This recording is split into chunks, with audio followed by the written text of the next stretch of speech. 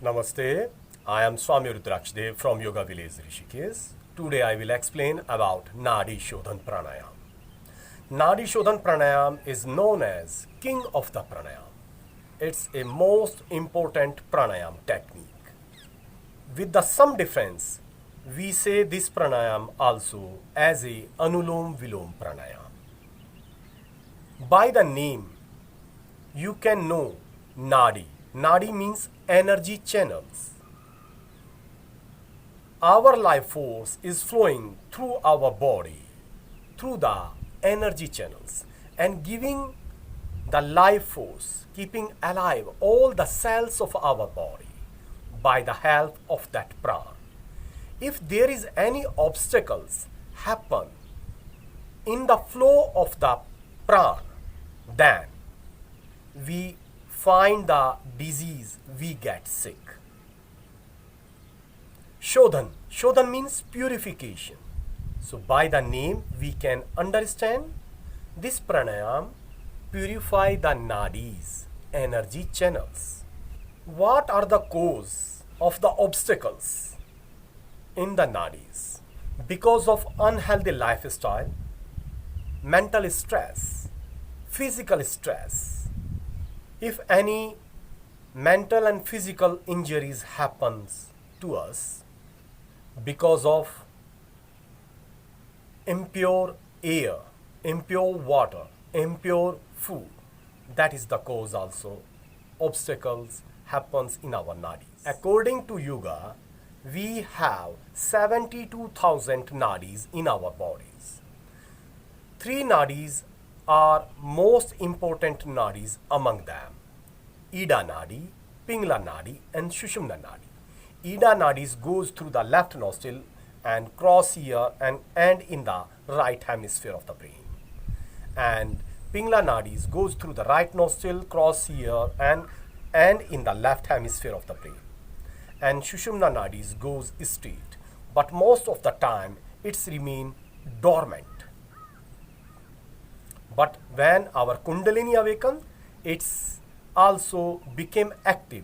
In this pranayam, we have to inhale with the left nostril, exhale to the right, and again inhale to the right nostril and exhale to the left. It will be complete one cycle of Anulom-Vilom Pranayam if we are not holding any breath. If we will hold the breath, then it will be converted into Nadi Shaudhan Pranayam. There are two types of retention: internal retention and external retention. If we are filling the lungs completely and holding the breath, that is internal retention, antarkumbhak. If we are exhaling and after exhaling we are holding the breath with the empty lungs, that is external retention, bahaya kumbhak. So that is a difference between the Anulom-Vilom Pranayam and the Nadi Shaudhan Pranayam. Why we inhale always with the left nostril when we start the practice of this pranayam? According to the yogic tradition, our right part is masculine and left part is feminine, Shiv and Shakti. If we inhale with the left nostril, that means we are giving the respect to the mother goddess first. It is a tradition in yogic text and Indian subcontinent. We give the respect mother first comparative to the father. So that is also like this. So we are taking the first energy by the mother as we remain, as we come first in this world in the womb of the mother. It is like that. That's why we always inhale with the left nostril and end with the left nostril. Firstly, when you will start the practice of this pranayam, at that time you have not to hold the breath. There is no need of retention of the breath. When you will become perfect, proficient in the practice of Anulom-Vilom Pranayam without any retention, then you can start the practice of Nadi Shaudhan Pranayam. Means you can hold the breath inside the lungs and after empty of the lungs. Internal retention and external retention. I have given a table. You can see in that inhalation time you have to be keep 1, holding time 0, exhalation time 1, and external retention 0. Again you can see in the second row 1, 1, 1, 0. Means what the time you will take for the inhalation, same time you will hold the breath and same time you will take for the exhalation. Again in the third row 1, 2, 2, 0. Means what the time you will take for the inhalation, just twice you have to hold the breath and twice time you will take for the exhalation, and you have not to do any external retention. After that 1, 4, 2. Means just 4 times you have to hold the breath comparative to the inhalation time. When you will become perfect and strong in this practice, then you have to start the external retention. 1, 4, 2, 1, 1, 8, 2, 1, 1, 16, 2, 1. So it will take a time to jump from one ratio to in the another ratio. It's depend upon your body. It can be done in 7 days or it can take more than 10 days also. So you have to listen your body. According to that, you have to jump from one ratio to another ratio. If you feel a suffocation in the second ratio, then again come back to the first ratio. And slowly by the time you will be able to hold the breath for a long time. If you will see the first table 101, that is the Anulom-Vilom Pranayam. If you will do the practice according to that in the time of Brahmot, in the morning time before the sunrise, if you will do the 75 cycles of that pranayam in the morning time, definitely it will help you to awaken your kundalini. Another method you can do 1, 4, 2. If you can do this ratio practice of this pranayam 20 times, 20 cycles in the morning time, 20 cycles in the evening time, that is very helpful to awaken the kundalini. So what are the precautions you have to take during the practice of this pranayam? Before the practice of this pranayam, you have to do the jal neti. By the help of that jal neti, you can clean your nostril with the help of that water. That water is lukewarm water, and you can add the salt in that, rock salt. That is very helpful. That is very helpful to dissolve the mucus if there is a lot of mucus formation inside your nostril. Because if one nostril is more open and one is partially open, you can't make a equal ratio of the breath from both nostrils. So that will be a big problem happens during the practice of this pranayam. So it is must before this pranayam you have to clean your nostril. Those people who can't sit on the ground, they can sit on the chair, but they have not to take any support for the back. Those people who have the pain in the spine, lower back, or any spinal injury, they have to take the support to the back in the beginning.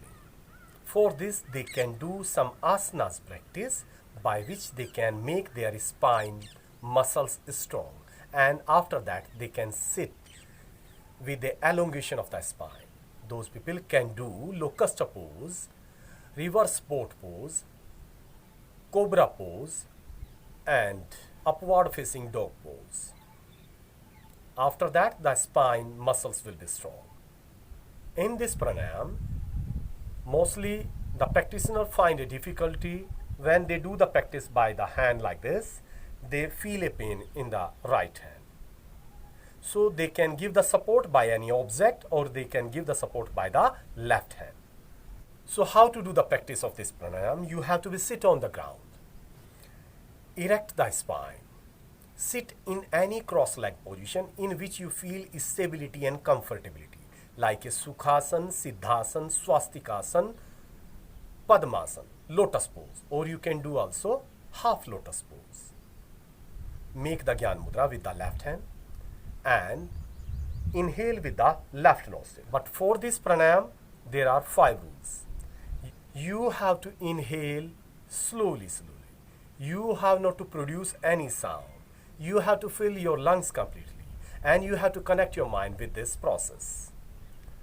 And you have to erect your spine. So how to connect your mind with this process? When you will inhale, feel like that you are taking a lot of positive energy from the environment.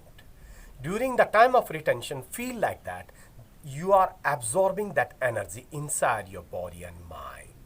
During the time of exhalation, feel like that all the negative energy, disease, impurities and toxins are coming out with that. And keep your eyes closed. If you will open your eyes, that can distract your mind. So when you will do the practice of the Nadi Shaudhan Pranayam or any other pranayam, you have to keep your eyes closed. One most important thing, most of the people do the practice like this. They count the numbers during the practice of this pranayam to maintain the ratio. Inhalation and internal retention, exhalation and external retention.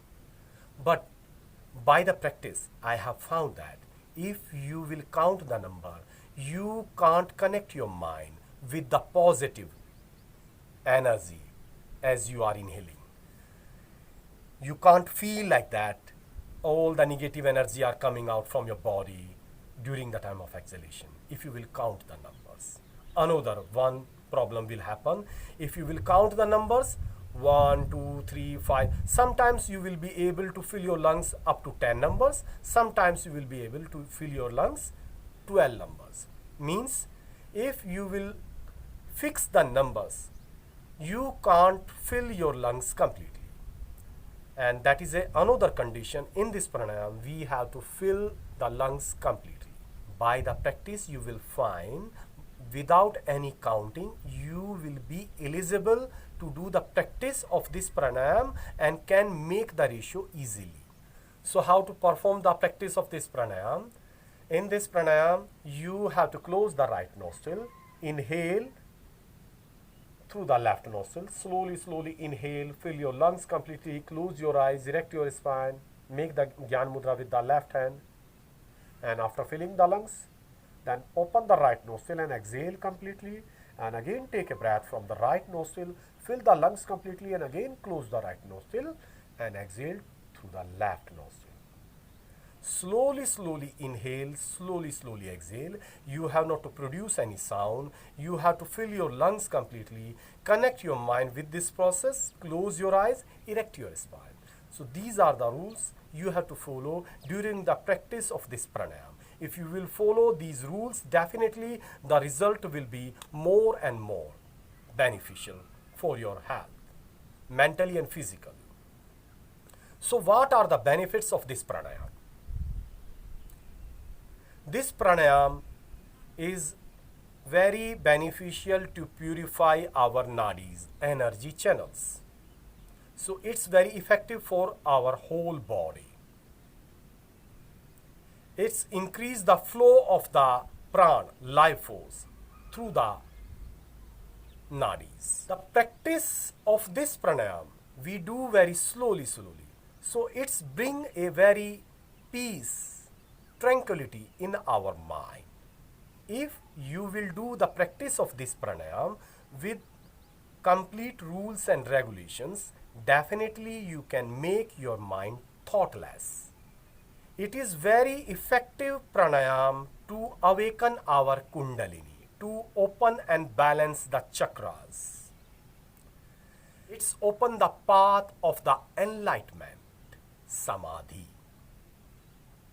It's also open the path of the moksha, liberation. But for that, you have to follow yam and niyam. This pranayam is very effective to make a balance of the temperature of the body. This pranayam is very effective to regulate our blood pressure. By the help of the retention, slowly, the lungs capacity will be increased. They will be strong and our stamina will be increased. A heat will generate by that retention that is very effective in cold, cough, coryza, sinus, bronchitis, asthma and any other breathing problem that can be cured easily by the help of this pranayam practice. This pranayam is very effective to build a positivity in mind and body. It's also very effective in insomnia disease also. It's also very effective for our nervous system because all the time we have to keep our spine straight, elongate. So it's relax our nervous system. This pranayam is very effective for the immune disorder syndrome. So first I will tell you what is our immune system. In immune system, the first line of defense is our T cells and second line of defense is our white blood cells. They fight against the bacteria, virus and pathogens. But sometimes we forget who are the enemy and who are the friends in our body, and that is immune disorder syndrome. So at that time, white blood cells and T cells attack on our joints and organs. So that is a uncurable, but by the help of this pranayam, we can find a good control on our mind and we can train the mind who is the enemy and who is the friend in our body, and they can easily attack on the enemies. Means your immune system will be strong. You can come out from immune disorder syndrome. So this pranayam is so much effective. That's why it's called King of the Pranayamas. So I will tell you more interesting facts like this for the other pranayam and yogic practices. So please watch the videos, do the practice at home, take the benefits of them, and if you find any difficulties in them, so please ask me in the comment box. Namaste.